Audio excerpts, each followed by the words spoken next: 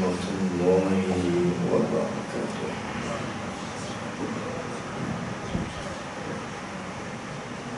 Bismillahirrahmanirrahim. Alhamdulillahi rabbil alamin. Wassalatu wassalamu ala ashrafil anbiya'i wal mursalin Sayyidina wa maulana Muhammadin sallallahu alaihi wasallam. Allahumma arinal haqqa haqqan warzuqna ittiba'ah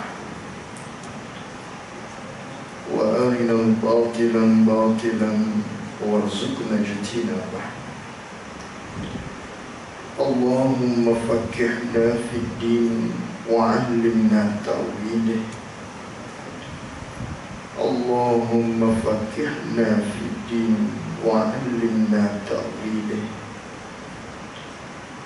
Allahumma faqqihna fid din wa 'allimna ta'wilih. Allahumma nawwir qulubana bi nuri hidayatika kama nawwartal arda bi nuri syamsika abadan abadan. Bi rahmatika ya arhamar rahimin.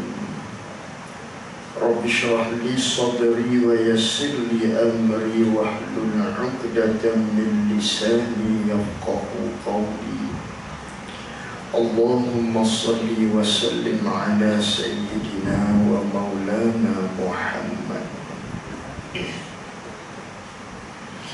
Alhamdulillah. Pertama-tamanya kita merafakkan rasa syukur kita kepada Allah Subhanahu wa ta'ala. Dengan limpah dan karuniaan daripada Allah, sama-sama kita pada malam ini dapat menunaikan salat fardu maghrib secara berjamaah. Dan seterusnya kita berada pada malam ini di dalam satu majlis ilmu yang merupakan satu majlis yang dipayungi oleh para malaikat Allah Subhanahu wa ta'ala. Untuk makluman para jamaah, saya Al-Fakir pada malam ini yang bernama Khairul Ikhwan daripada Jalan Kebun akan mengambil alih Al-Fadil Ustaz Ahmad Hakimi yang dimaklumkan tidak dapat hadir untuk menyampaikan kuliah maghrib di masjid ini di atas beberapa kekangan-kekangan yang saya dimaklumkan oleh Tuan Haji Nazrin. Lalu Al-Fakir akan menggantikan kuliah maghrib Al-Fadil Ustaz Ahmad Hakimi pada setiap hari Khamis, iaitulah pada malam ini, pada setiap bulan di minggu yang keempat. Dan saya diberi amanah ataupun diberi tanggungjawab oleh Haji Nazrin yang merupakan salah seorang daripada AJK di masjid ini ataupun pengurusi di masjid ini, yang mana beliau menyatakan supaya menyampaikan ataupun menggunakan silibus untuk pengajian di setiap malam Jumaat ataupun hari Khamis minggu yang keempat ini, kitab yang berjudul Matlaq Badrain. Kitab Matlaq Badrain, satu kitab muktabar yang bersifat ilmu fiqh ataupun silibus ilmu fiqh yang masyhur. Pengajian kitab ini di pondok-pondok madrasah, pesantren-pesantren, terutamanya di pondok-pondok tradisional di Kelantan baik, di Terengganu baik, apatah lagi di negeri Fapani, Thailand. Maka kitab ini adalah kitab yang masyhur, yang digunakan pakai oleh guru-guru dan juga oleh pelajar-pelajar menggunakan kitab ini. Kitab yang bernama Matlab Badrain.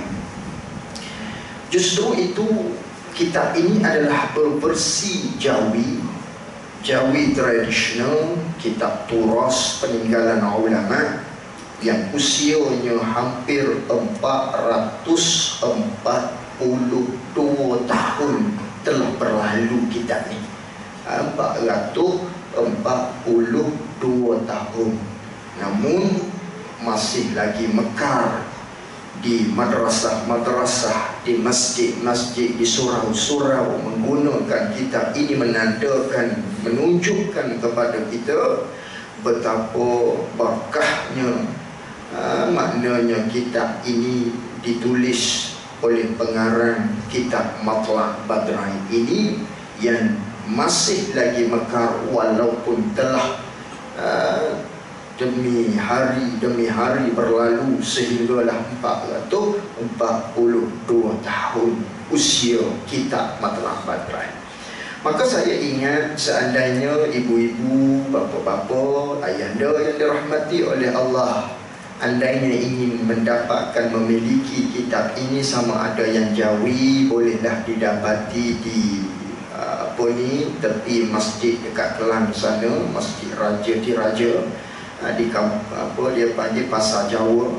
Bolehlah dapati di sana yang Jawi maupun yang Rumi, ataupun yang Rumi boleh didapati di dalam Shopee. Tekan sahaja Matlab Badrain, maka akan keluarlah kitab itu dengan harga lebih kurang RM30 sebiji kalau yang Rumi. Yang Jawi tak mahal, RM6.5 saja yang Jawi. Tapi kalau yang Rumi RM30 lebih kurang. Saya pernah mengajar kitab ni dan masih lagi dalam mengajar kitab ni di Surau Jalan Kebun. Baru-baru ni adalah dalam 5-6 bulan lepas, lebih kurang saya beli untuk jamaah masjid itu dengan lebih kurang 20 biji.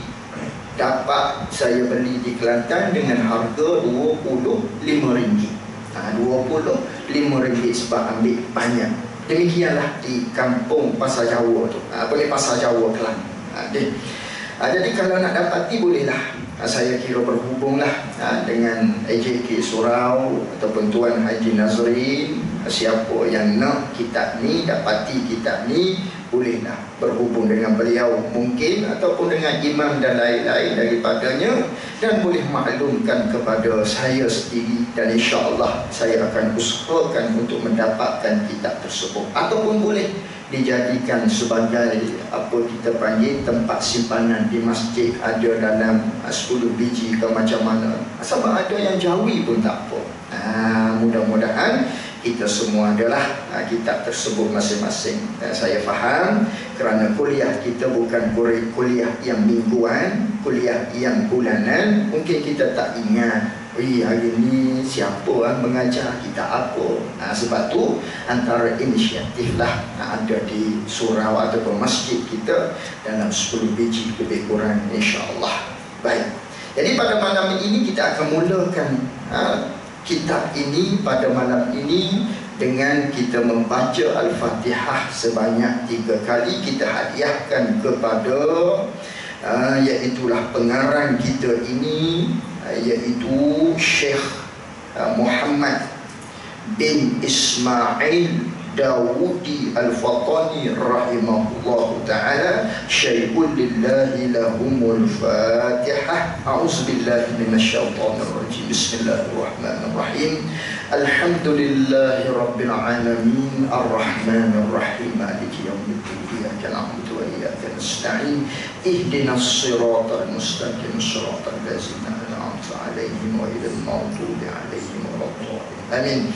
Bismillahirrahmanirrahim. Alhamdulillahi rabbil alamin, arrahmanir rahim, maliki yaumiddin, iyyaka na'budu wa iyyaka nasta'in, ihdinas siratal mustaqim, Siratal ladzina an'amta 'alaihim ghairil maghdubi 'alaihim waladdallin.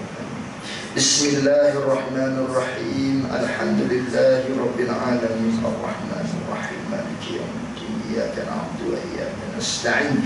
Ihdinas siratal mustaqim siratal ladzina an'amta 'alaihim ghairil maghdubi 'alaihim waladdallin. Amin. Oleh kerana pada malam ini sebagai pengenalan, maka saya akan baca di awal kitab ini, di khutbah dan juga di kulit kitab pada malam ini sebagai pengenalan kita. Kata pengarang rahimahullah ta'ala, di kulit kitab ini dinyatakan, ini kitab yang dinamakan akan dia, akan ini kitab. Ini kitab diletakkan nama oleh pengarang kita dengan namanya Matla'al Badraini wa Majma'al Bahraini. Nama kitab ni diletakkan dengan nama Matla'al Badraini wa Majma'al Bahraini. Di sini kalau kita tanya, boleh ke kalau nak baca dengan Matla'ul Badrain? Boleh ke? Boleh. Nak baca Matla'al Badrain, Matla'ul Badrain, Matla'il Badrain, Matla' Badrain, itu semua adalah mengikut struktur ayat di dalam ilmu tata bahasa Arab. Nak baca Matla'al Badrain, kena tengok ayat sebelumnya.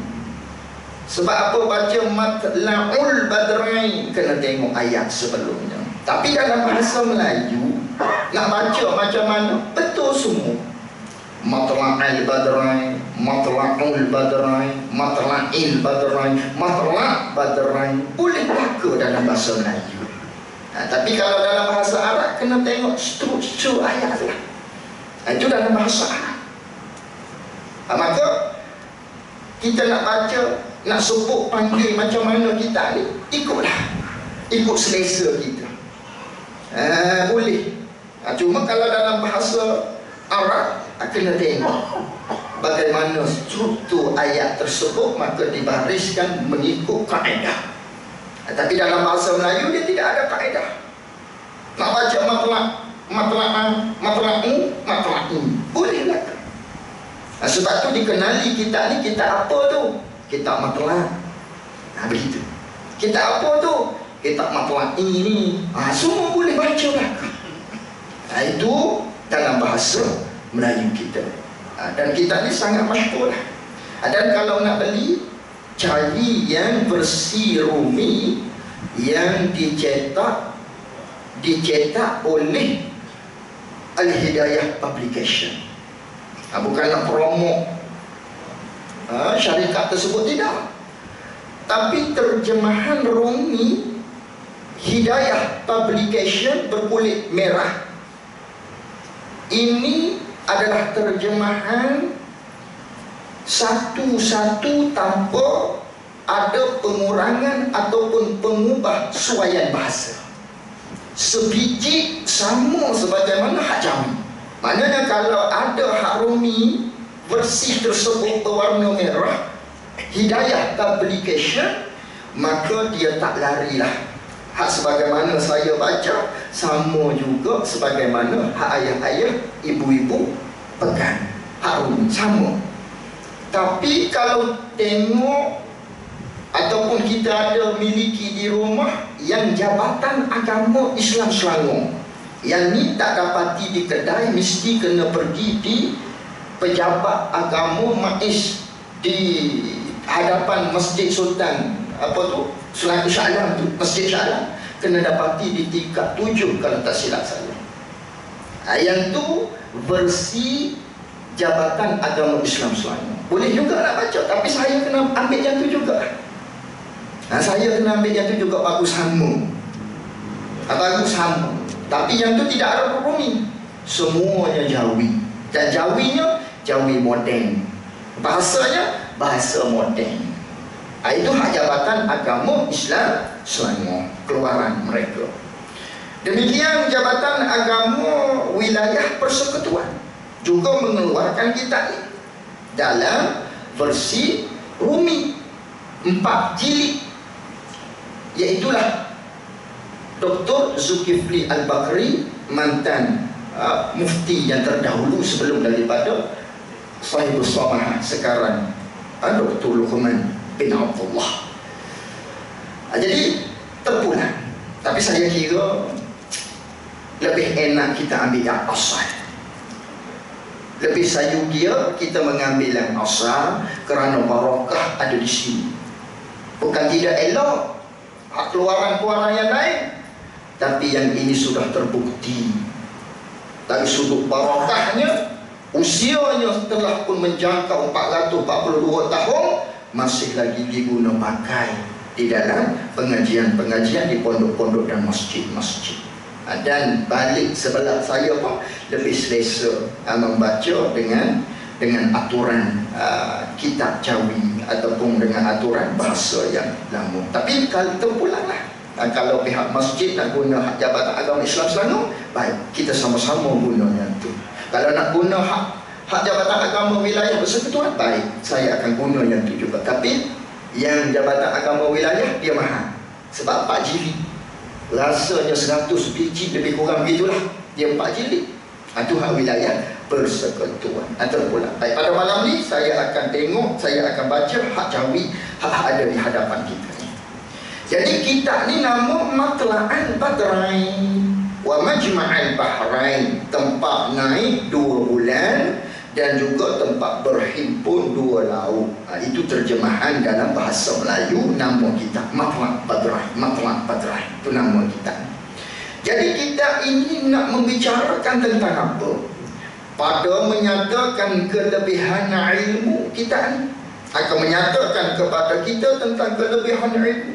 Itu yang pertama. Dan pada menyatakan rukun Islam, itu yang kedua. Dan akan menyatakan juga tentang rukun iman dan ilmu tauhid di dalam kitab ini. Ini di awal kitab. Di awal kita akan membicarakan tentang kelebihan ilmu, supaya kita gemar kepada ilmu. Itu hikmah. Kebanyakan kitab-kitab ada menyentuh di hadapan tentang kelebihan ilmu. Sebab apa? Sebab kerana nak menggemarkan kepada pendengar, penuntut-penuntut ilmu tentang kelebihan kita menuntut ilmu, kelebihan orang yang mempunyai ilmu. Maka didatangkan tentang kelebihan ilmu dan menyatakan tentang ilmu tauhid diawali dalam kitab ini. Dalam kitab Matla'al Badrain diawali dengan kitab tauhid, kitab akidah. Setelah mana membahaskan tentang, menyatakan tentang hadis-hadis berkait dengan kelebihan ilmu. Disusuli pula dengan kitab iman ataupun ilmu tauhid, ilmu akidah. Setelah itu barulah disusuli kepada fokus kitab ini adalah berkait dengan ilmu fiqh, bab ibadah, bab muamalah, munakahah dan juga bab jinayah sehingga akhir kitab. Jadi kitab ini lengkap dalam perbahasan ilmu fiqh. Bukan hanya ada bab ibadah, tetapi ada juga bab-bab sehinggalah akhir dalam silibus ilmu fiqh itu sendiri, iaitulah bab jinayah, hudud dan lain-lain daripada ini dalam kitab yang kita nak bahaskan, iaitulah Matla'ul Badrain. Tapi tak tahulah sempat habis ataupun tidak bab jinayah ni. Sebab tebal jugalah. Kitab ni kitab yang bersifat pertengahan, sifat pertengahan.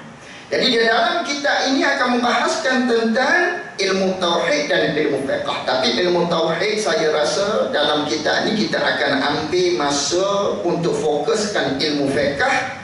Kemudian jika ada masa dalam 10 minit, kita akan kustan Maknanya kita akan undur muka surat ni di hadapan untuk kita bahas ilmu tauhid. Sebab ilmu tauhid biasanya saya guna pakai kitab-kitab yang membahaskan tentang ilmu usuluddin lah. Faridah, Misbahul Munir yang ada saya lihat di jadual telah ada di sini. Alhamdulillah. Maka kita fokus kepada ilmu fiqh. Kita fokus kepada ilmu fiqh. Siapakah yang mengarang kitab Matla'ul Badrain ini? Kitab Matla'ul Badrain ini siapa yang mengarang? Karangan Al-Abdul Faqirul Fani, seorang hamba Allah yang berhajat kepada Allah, yang dia merupakan seseorang yang tidak kekal, yang bahawa akan mati, dan dia juga telah meninggal dunia kerana lama dah meninggalkan kita. Namanya adalah Muhammad bin Ismail. Syekh kita ataupun tuan guru kita ni namanya Muhammad bin Ismail. Itu nama beliau, Muhammad. Ayahnya nama Ismail Dawudi Fatani. Syekh Daud, merujuk kepada Syekh Daud. Syekh Daud ni ulama yang terkenal lah, waliullah, seorang waliullah, Daud Fatani. Jadi pengarang kitab Matla'ul Badrain bukan cucu kepada Syekh Daud, walaupun ada dikaitkan dalam kitab ni dengan Muhammad bin Ismail Daud Fatani, yakni Ismail Dawudi Fatani. Ini menunjukkan kepada kita dia menisbahkan Syekh Daud pada namanya adalah daripada kerana nak menunjukkan bahawa beliau ada pertalian dengan Syekh Daud. Syekh Daud dia tidak ada anak. Syekh Daud dia tidak mempunyai anak. Dia meninggal dalam keadaan tidak mempunyai anak. Maka siapa yang mendakwa aku anak Syekh Daud ataupun keturunan Syekh Daud, maka bohong, menipu. Menipu. Sebab Syekh Daud tidak mempunyai anak. Adapun di sini Muhammad bin Ismail ini merupakan anak saudara bagi Syekh Daud. Anak saudara bagi Syekh Daud, yang mana ibu tuan kitab kita yang bernama Wan Zainab merupakan adik kepada Syekh Daud. Ibu dia merupakan adik kepada Syekh Daud. Maka Syekh Daud adalah bapa saudara bagi pengarang kita. Syekh Daud ini terkenal lah, Muniyatul Musalli dan lain-lain daripadanya. Baik, itu pengarang kita. Ghafarallahu lahu wa liwalidayhi wa ahbaihi wal muslimina ajma'ina amin. Itu doa, mudah-mudahan Allah mengampunkan dosanya dan juga dosa anak-anaknya, dan juga dosa kedua ibu bapanya, dosa muslimin, muslimat keseluruhannya, amin. Kemudian kata pengarang di awal kita, Bismillahirrahmanirrahim. Dimulakan dengan Bismillahirrahmanirrahim, dengan nama Tuhan yang amat murah lagi mengasihi akan segala hamba-Nya. Mana-mana kitab pasti, mana-mana kitab agama, kitab syarak, pasti akan memulai dengan basmalah, Bismillahirrahmanirrahim. Kerana apa? Yang pertama, kerana Nabi SAW bersabda, kullu amrin zibalin la yubda'u fihi bismillahirrahmanirrahim fahuwa aqta. Tiap-tiap apa yang kita lakukan yang tidak dimulakan dengan Bismillahirrahmanirrahim, setiap pekerjaan yang tidak dimulai dengan Bismillahirrahmanirrahim, pekerjaan ini aqta, terpotong, dengan maknanya kurang barakah, naqisul barakah. Setiap apa yang kita buat, kalau kita tak mulai dengan Bismillah, kerja buat yang kita lakukan kurang barakah. Bermakna Andainya kita ingin mendapatkan barakah dalam satu-satu pekerjaan yang kita lakukan, hendaklah kita memulai dengan Bismillahirrahmanirrahim. Nak minum air, baca Bismillahirrahmanirrahim. Nak makan, baca Bismillahirrahmanirrahim. Pakai baju, dan setiap gerak-geri kita, yang mana gerak-geri kita ini, perbuatan kita ini yang bukan gerak-geri ataupun perbuatan yang haram. Adapun perbuatan yang haram, andainya kita memulai dengan Bismillahirrahmanirrahim, maka bacaan tersebut, perbuatan kita memulai dengan basmalah itu adalah perbuatan yang haram. Kerana kita baca basmalah, kita baca Bismillahirrahmanirrahim pada satu pekerjaan yang kita hendak lakukan adalah perbuatan yang haram, maka hukum akan menjadi haram.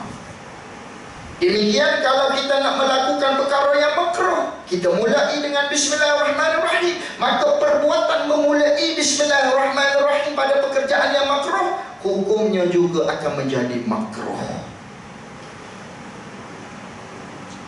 Dan apabila kita membaca Bismillahirrahmanirrahim pada perbuatan yang kita nak buat yang haram, andainya kita beriktikad dalam hati kita, aku baca Bismillahirrahmanirrahim, contohnya nak minum arak, itu perbuatan yang haram yang ditegah dalam agama, maka dia baca Bismillahirrahmanirrahim, qasad dalam hatinya, iktikad dalam hatinya agar arak ini menjadi halal. Kerana apa? Baca Bismillah ni halal, sebab baca Bismillah jadi kafir, na'udzubillah. Tapi kalau tidak iktikad sebegitu, haram hukumnya. Kalau iktikad menjadi halal akan yang haram, jadi kufur. Kerana telah mengubah hukum Allah Subhanahu wa ta'ala, kerana telah menghalalkan perkara-perkara yang haram yang telah diijma'kan oleh ulama-ulama, yang jelas haram, kita kata halal, maka jadi kafir. Ini kalau kita buat pekerjaan yang haram, maka haram memulai dengan Bismillah. Kalau kita melakukan perkara yang makruh, memulai dengan Bismillah, maka Bismillah itu hukumnya adalah akan jadi makruh. Dan yang kata diperintah ataupun nak dapat berkah, bacalah Bismillah pada setiap pekerjaan kita, pekerjaan yang mana ada nilai dalam agama, yang bukan daripada perkara yang haram, bukan daripada perkara yang makruh. Bahkan tak sunat kita baca Bismillah pada perkara-perkara yang tidak dituntut untuk kita baca Bismillah. Contohnya, nak solat, sebelum kita niat dengan talaffuz bin niyah, usalli fardal isya'i, contohnya, maka kita Bismillahirrahmanirrahim, usalli, tak dituntut begitu. Ketika itu tak dituntut. Jadi kalau kita baca Bismillah, taklah sampai jadi haram, taklah sampai jadi makruh. Cuma nak menceritakan benda tu tak dituntut. Nak azan, Bismillahirrahmanirrahim, Allahu Akbar, tak dituntut, terus sahaja azan. Maka ada juga benda-benda yang dikecualikan. Maka dituntut kita untuk membaca Bismillah adalah pada semua pekerjaan-pekerjaan yang selain daripada perkara tersebut, daripada perkara yang haram, daripada perkara yang makruh, daripada perkara yang tidak dituntut, dan daripada perkara yang kotor-kotor. Yang kotor-kotor ni seperti kita nak ludah air liu, Bismillahirrahmanirrahim, ayat tak dituntut. Benda yang cicit-cicit, benda yang kotor-kotor, yang cemar-cemar, ayat tu tak dituntut untuk kita baca Bismillah. Tiap-tiap pekerjaan yang lain, nak naik kereta, dituntut baca Bismillah supaya barakah, perjalanan kita tu barakah. Nak makan, dituntut bismillah, supaya makanan yang masuk dalam perut kita tu barakah, yang menyebabkan kita jadi tenaga yang kuat, ataupun diberi oleh Allah Ta'ala satu kekuatan untuk kita melakukan amal ibadah. Itu bagi barakah. Tapi kita tak nampak. Sebab apalah aku malah. Ada antaranya sebab ni, tidak memulakan apa-apa perbuatan dengan bismillah, yang menyebabkan perbuatan itu tidak ada barakah. Itu barakah namanya. Maka setiap apa yang kita nak buat, nak dapatkan barakah, baca bismillah. Demikian pengarang kita. Kerana nak menghasilkan barakah, mudah-mudahan kitab yang dia tulis ni mendapat barakah, maka dimulai dengan bismillah. Dan itu dimakbulkan oleh Allah, diterima oleh Allah dengan bahawa barakah. Mana barakahnya? Dibaca di setiap negeri, dibaca sehingga kini, walaupun kini adalah zaman yang moden, tetap membaca kitab ini. Tidak luput di zaman, tidak luput di zaman. Walaupun di era kita 20, maknanya wawasan 20 telah meninggalkan kita, tapi masih lagi membaca kitab Matla'ul Badran ini. Ini menunjukkan keberkatan kitab ini.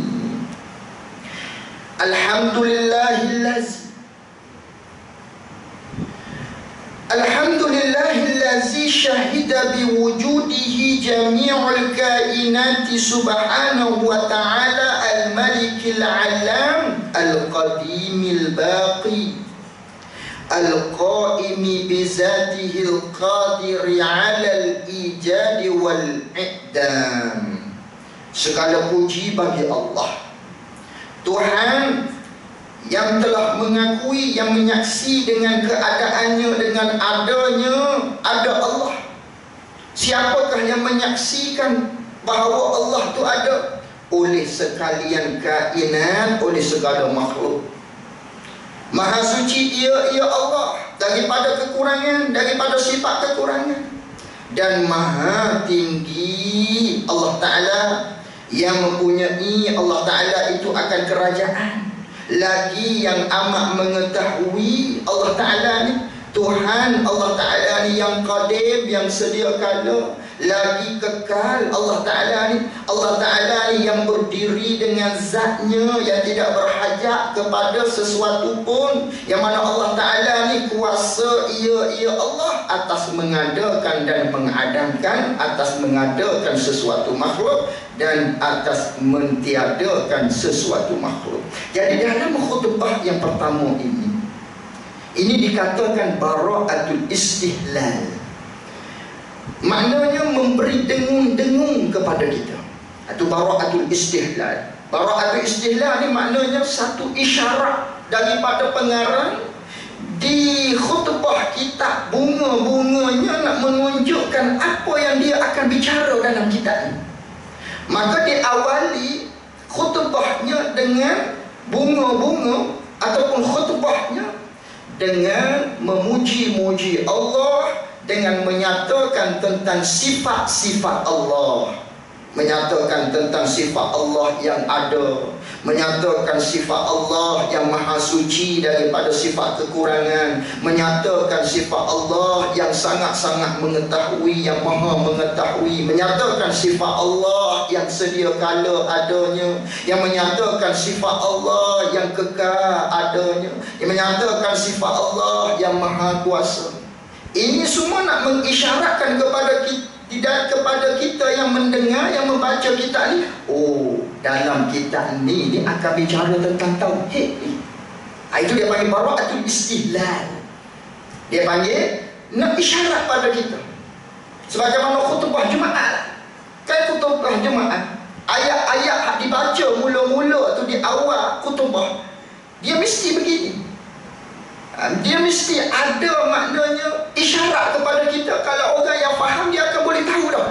Oh, ni nak menyata pak solat ni jap lagi ni. Sebab apa? Di khutbah awal tu kita dah tahu dah dengung-dengungnya, isyaratnya. Kerana dia telah menyatakan firman Allah berkait dengan solat.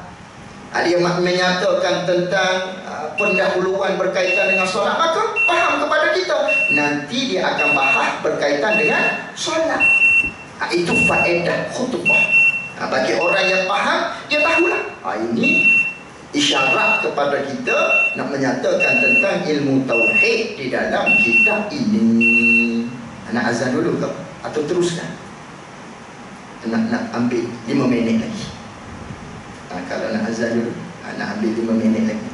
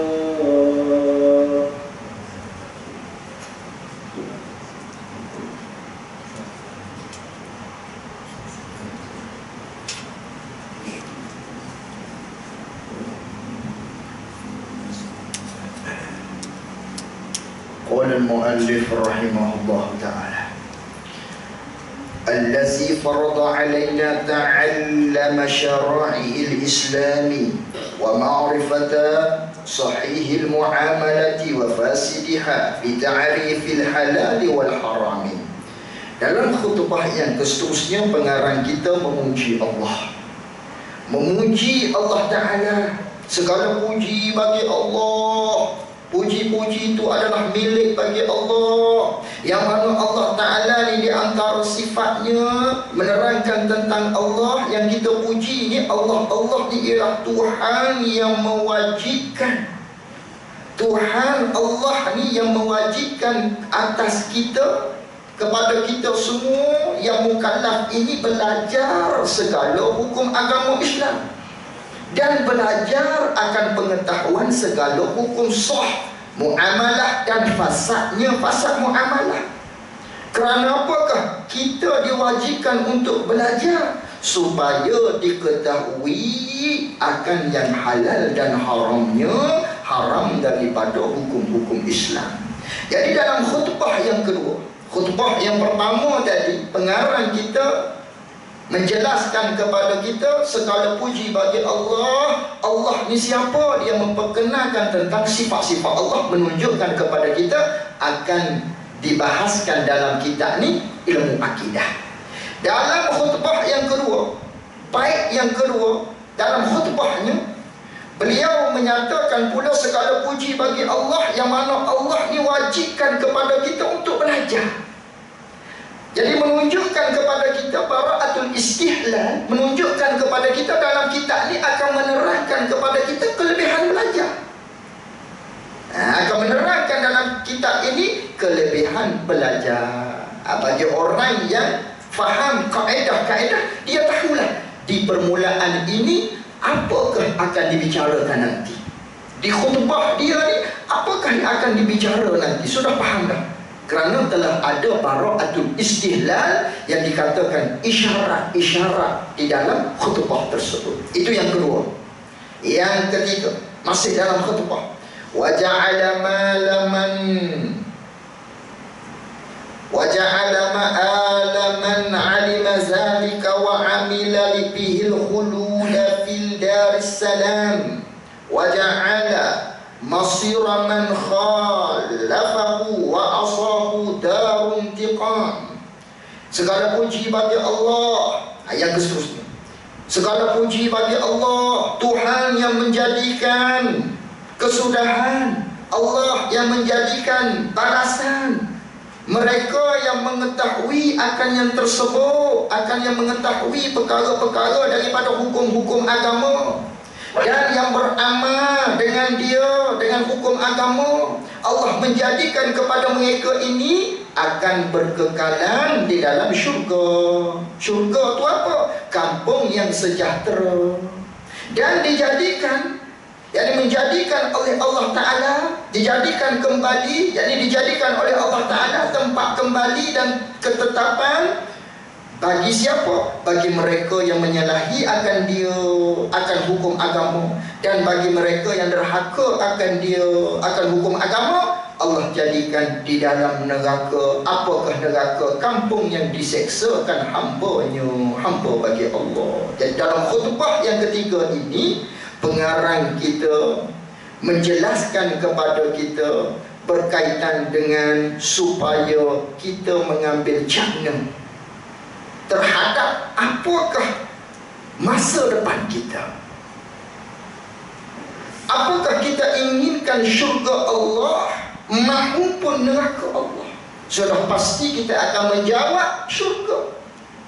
Maka syurga ini disediakan oleh Allah Ta'ala bagi mereka-mereka yang tahu tentang hukum agama serta beramal dengan hukum agama bagi mereka.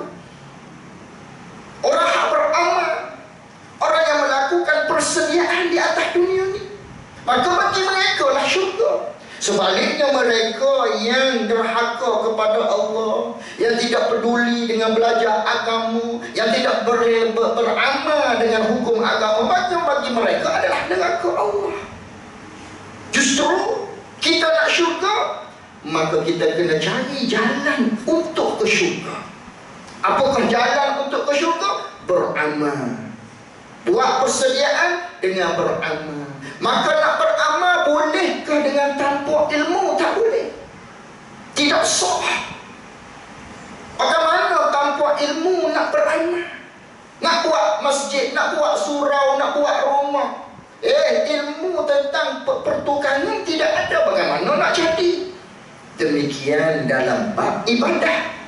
Yang hendak kita lakukan sudah pasti, tak dapat tidak, hendaklah dengan ilmu. Kerana dengan ilmu inilah tangga untuk sahnya amal. Kemudian apabila sah amal kita mengikut ilmu yang kita belajar dalam ilmu fiqh, yang diambil daripada sumber-sumbernya Al-Quran dan hadis, maka kena jaga pula pahala. Maka pahala nak jaga, boleh ke tidak pahala di atas amal yang kita lakukan? Nak jaga pahala, ilmu tasawuf, itu nak jaga pahala. Belum tentu manakala amal yang kita buat sah mengikut syariat, hukum agama, hak di dalam ilmu fiqh, belum tentu walaupun sah kita mendapat pahala daripada Allah Ta'ala. Yang mana untuk mendapatkan pahala ini, itu adalah mengikut hati kita. Kerana apa? Maka untuk mendapatkan pahala inilah perlu kepada ilmu tasawuf.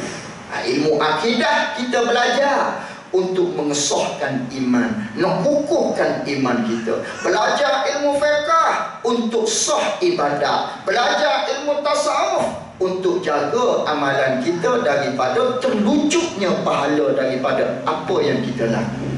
Setiap ibadat yang kita lakukan itu disiplin ilmu. Dan yang terakhir, wassalatu wassalamu ala sayyidina Muhammadin al-mab'usi rahmatan lil anam wa ala alihi wa sahbihi al-baratil kiram.